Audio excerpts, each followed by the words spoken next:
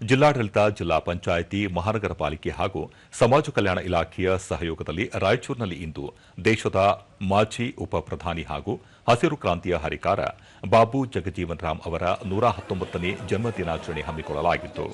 ಈ ವೇಳೆ ಜಿಲ್ಲಾಧಿಕಾರಿ ಕೆ. ನಿತೀಶ್ ಜಾಥಾಕ್ಕೆ ಚಾಲನೆ ನೀಡಿ ಬಾಬು ಜಗಜೀವನ್ ರಾಮ್ ಪ್ರತಿಮೆಗೆ ಮಾಲಾರ್ಪಣೆ ಮಾಡಿದರು.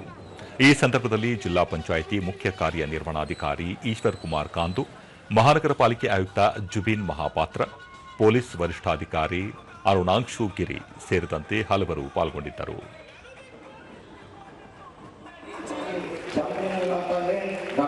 ಬಳಿಕ ನಡೆದ ಸಭಾ ಕಾರ್ಯಕ್ರಮವನ್ನು ಜಿಲ್ಲಾಧಿಕಾರಿ ಕೆ. ನಿತೀಶ್ ಉದ್ಘಾಟಿಸಿದರು.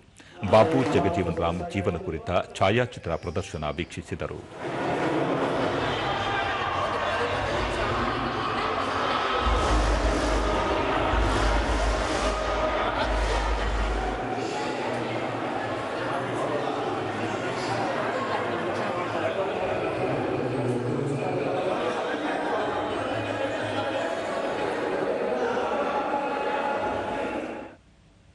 ನಂತರ ಕೆ. ನಿತೀಶ್, ಬಾಬು ಜಗಜೀವನ್ ರಾಮ್ ಅವರು ಬಾಲ್ಯದ ದಿನಗಳನ್ನು ಕಷ್ಟದಲ್ಲೇ ಕಳೆದರು. ಶಿಕ್ಷಣವೇ ಪ್ರಮುಖ ಶಕ್ತಿ ಎಂದು ನಂಬಿದ್ದ ಅವರು ಶಿಕ್ಷಣಕ್ಕೆ ಒತ್ತು ನೀಡುವ ಜೊತೆಗೆ ಸಮಾಜದಲ್ಲಿನ ಅಸಮಾನತೆ, ಶೋಷಣೆಯ ವಿರುದ್ಧ ಹೋರಾಟ ನಡೆಸಿದರು. ಅವರ ಆದರ್ಶಗಳನ್ನು ಮೈಗೂಡಿಸಿಕೊಳ್ಳುವ ಅಗತ್ಯವಿದೆ ಎಂದು ತಿಳಿಸಿದರು. ಸದಸ್ಯರಾಗಿ ಏನು ಶತಮಾನಗಳಿಂದ ಒಂದು ಅಸಮಾನತೆ ಇರುತ್ತೆ, ಅದರ ವಿರುದ್ಧ ಶೋಷಿತರಿಗೆ, ದಲಿತರಿಗೆ ಅವರು ಹಕ್ಕು ಕೊಡಕ್ಕೆ, ಮೀಸಲಾತಿ ಕೊಡಕ್ಕೆ ಬಹುಮುಖ್ಯ ಪಾತ್ರ ಬಾಬೂಜಿಯವರು ಮಾಡಿದ್ದಾರೆ. ಸರ್ಕಾರಿ ನೌಕರರ ಸಂಘದ ಜಿಲ್ಲಾಧ್ಯಕ್ಷ ಕೃಷ್ಣ ಶಾಂತ ವಗೇರ ಸಮಾಜದ ಅಂಕುಡೊಂಕುಗಳನ್ನು ತಿದ್ದುವಲ್ಲಿ ಬಾಬು ಜಗಜೀವನ್ ರಾಮ್ ಪ್ರಮುಖ ಪಾತ್ರ ವಹಿಸಿದ್ದರು. ಶೋಷಿತ ಸಮುದಾಯವನ್ನು ಮುಖ್ಯವಾಹಿನಿಗೆ ತರುವಲ್ಲಿ ಮಹತ್ವದ ಪಾತ್ರ ವಹಿಸಿದ್ದರು ಎಂದರು.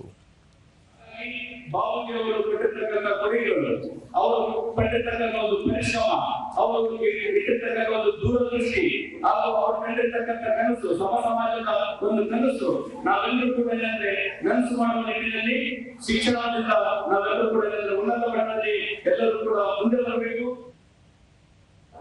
ಸಮಾಜ ಕಲ್ಯಾಣ ಇಲಾಖೆ ಅಧಿಕಾರಿ ಮಂಜುಳಾ, ಬಾಬು ಜಗಜೀವನ್ ರಾಮ್ ಅವರ 119ನೇ ಜನ್ಮ ದಿನಾಚರಣೆ ಹಿನ್ನೆಲೆಯಲ್ಲಿ ಅವರು ನಡೆದು ಬಂದ ಹಾದಿಯ ಕುರಿತು ಛಾಯಾಚಿತ್ರಗಳ ಪ್ರದರ್ಶನ ಹಮ್ಮಿಕೊಳ್ಳಲಾಗಿದೆ ಎಂದು ಮಾಹಿತಿ ನೀಡಿದರು. ಪ್ರದರ್ಶನಕ್ಕೆ ಇಟ್ಟಿದ್ದೀವಿ, ಅರೇಂಜ್ಮೆಂಟ್ ಚೆನ್ನಾಗಿ ಮಾಡಿದೀವಿ ಅನ್ಕೋತೀವಿ. ಎಲ್ಲರೂ ಇದನ್ನ ವೀಕ್ಷಿಸಿ ಅದು ಜಗಜೀವನ್ ರಾಮ್ ಅವರ ಜೀವನದ ಬಗ್ಗೆ ತಿಳಿದುಕೊಳ್ಬೇಕಂತ ಎಲ್ಲರಲ್ಲಿ ನಾವು ವಿನಂತಿ. ಇದೇ ಸಂದರ್ಭದಲ್ಲಿ ಗೀತ ಗಾಯನ ನಡೆಯಿತು.